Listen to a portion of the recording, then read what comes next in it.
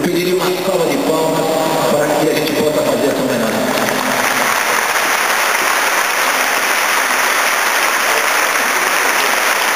Homenagem aí de todo o mesa-tenista aqui do nosso município, do Brasil. O senhor possa ser considerado, porque o senhor realmente incentivou demais. Esse pessoal está aqui hoje muito bem na sua força. Bom dia a todos. Muito obrigado a todos aqui. Ao receber esse agradecimento, essa homenagem aqui, eu gostaria de convidar as pessoas que fizeram parte aqui, o Sinal Rarato e a Dona Maria. Por favor. Eu quero dividir essa homenagem.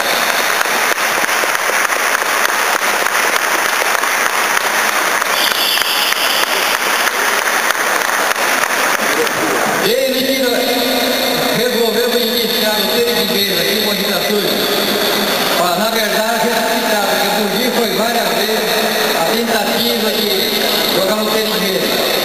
Aí, em 1992, eu ia diariamente a Suzano, atrás da Dona Marlene. A Dona Marlene, preciso da sua ajuda, preciso da sua ajuda. Até que, finalmente, ela atendeu o meu apelo.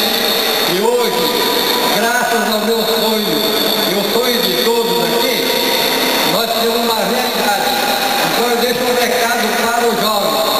Vá atrás do sonho. Tenha sonhos grandes.